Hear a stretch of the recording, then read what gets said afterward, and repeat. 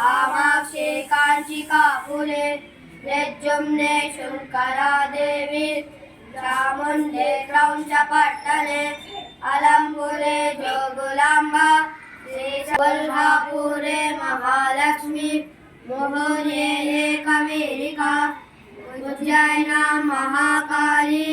पीठिकायां गुरुरूपिका ओजायां Girija Devi